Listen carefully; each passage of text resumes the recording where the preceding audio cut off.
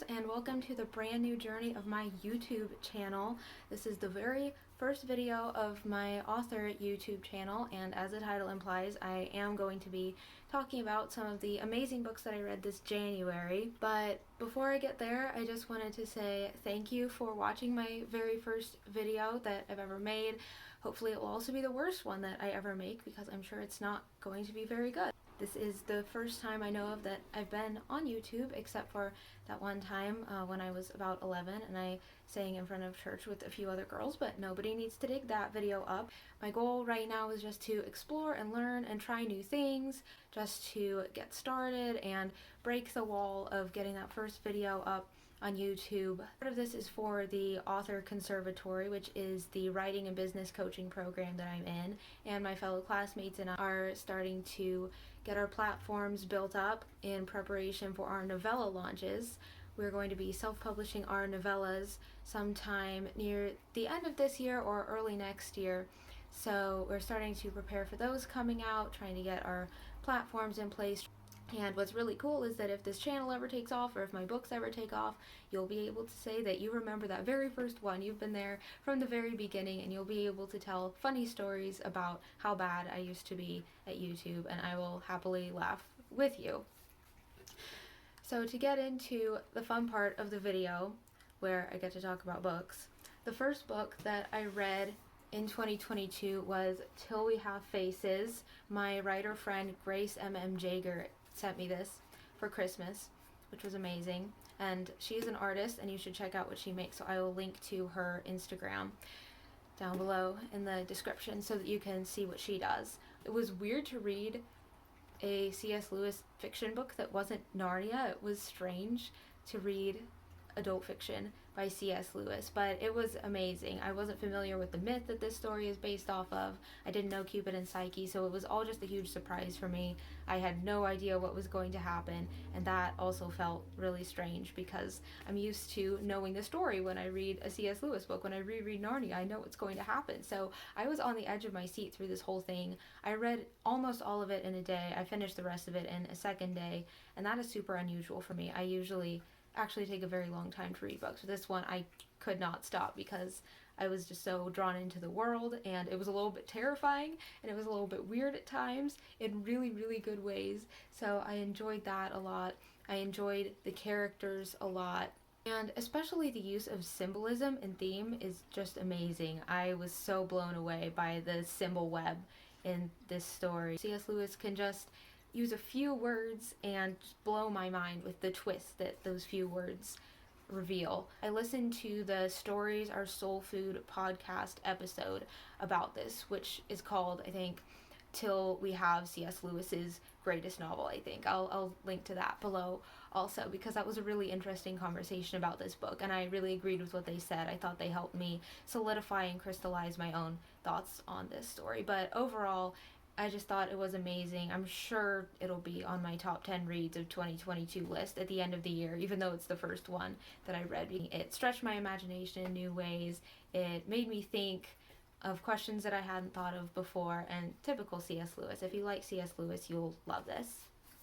The next book that I wanted to talk about is The Mysterious Benedict Society by Trenton Lee Stewart, and this is a big shift from Till We Have Faces because it's middle grade, so it's more for 8 to 12-ish year old readers. It's mystery, it's adventure, it's contemporary, very different tone, but another amazing book to start out the year with.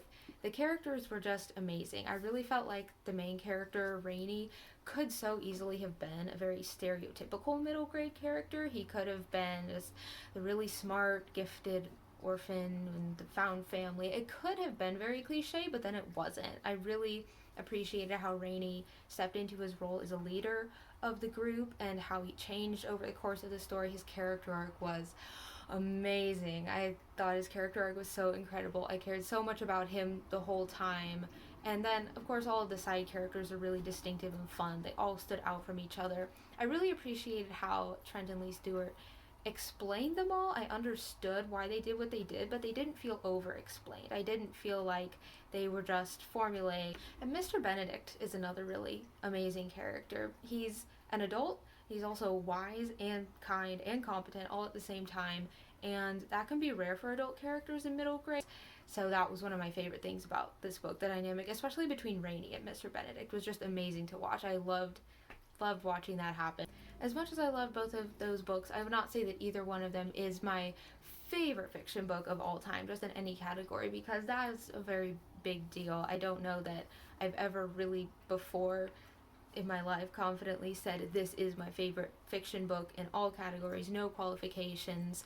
But this year I did read a book that, in my opinion, is the best fiction book that I've ever read. And I don't think, if you know me very well, you will not be very surprised that it is The Silmarillion by J.R.R. Tolkien, of course. It is the prequel, kind of, to The Lord of the Rings. It's the backstory of The Lord of the Rings. It's how Middle-earth came to be what it is during the lifetime of Frodo and Aragorn and Sam and all of the other characters that we know from Lord of the Rings and The Hobbit. And I do like this even better than Lord of the Rings. Some people will call me crazy, but I absolutely love this even more than Lord of the Rings, because it's everything that the world of Middle-earth lost by the time that Frodo was alive, and it's everything that the characters in Lord of the Rings are constantly referencing as what they've lost and the great tales of old, and it's what they want to be. So really, the Silmarillion is what makes Lord of the Rings so great. The events that happen here, the backstory, it's really what sets Lord of the Rings apart from all of the fantasy books that came along later and copied it. Just the depth of the world building and the development of the themes and how it all ties together. It's so cohesive. It feels like reading history, but like really, really interesting history, because it feels so extremely realistic. I did not want to stop reading. It was one really cohesive, sweeping narrative overall. It didn't feel as episodic as I expected, because I thought, this covers thousands and thousands of years. All the characters are going to be dying. It's going to feel like several stories smashed together. But there are plenty of characters who are actually immortal and don't die. The Vala and most of the elves. All of the elves are immortal, but some of them do die anyway. But there are plenty of characters that keep the whole book cohesive. They make it all feel like it's one story, because it is all one story. It's one story with Lord of the Rings. That's how Tolkien intended it to be read. I expected it to be fully a world building book, but it has so much character and even plot. But the characters were maybe what surprised me most, because some of them Tolkien just really, really digs into and makes super fascinating. There are the good characters that are really interesting because they're such good guys. There are the bad characters that are interesting even though they're just evil. But then there are also characters like especially Feanor and Turin that are in between, and they're really, really fascinating. You never know what those guys are going to do. They definitely have minds of their own. I really especially enjoyed watching their journeys as they changed and as they changed the world of Middle-earth and made it what it is. Over the course of the whole story, it's just so heartbreaking to watch Middle-earth go from this original perfect creation to then being a fallen creation, and then it just spirals downward again and again, and things will get better, but then when they get worse, it's worse than ever, and then they get a little bit better, and then they get worse than ever. But it's also not depressing, because there's always hope woven through it. There's always change and growth woven through it. There's always, well, but this bad thing happened, but there was still this good thing that came of it. And then ultimately, in the ending, if you don't know how it ends, I would not want to spoil it for you, but the ending is incredible. It's one of the most amazing endings that I've ever read to a book. The prose is basically poetry a lot of the times. There are so many paragraphs in here that deserve to be framed on my wall, and the whole story feels so immediate and applicable, because it's really just the story of humanity retold and reimagined in a fantasy form. And I can't wait to read it again and again, because I know I missed so many things that are in there. I'm still working on learning the names of all the Elvish lords that pretty much all start the same and end the same. So those were my favorite January reads. So let me know in the comments down below what your favorite reads so far this year have been, and also let me know what's your favorite fiction book of all time. I know that is an impossible question, but if you have a favorite fiction book like I do, let me know what it is. Let me know what makes it so great. Thank you again for setting out on this new journey with me, and I'll see you in the next video. Bye!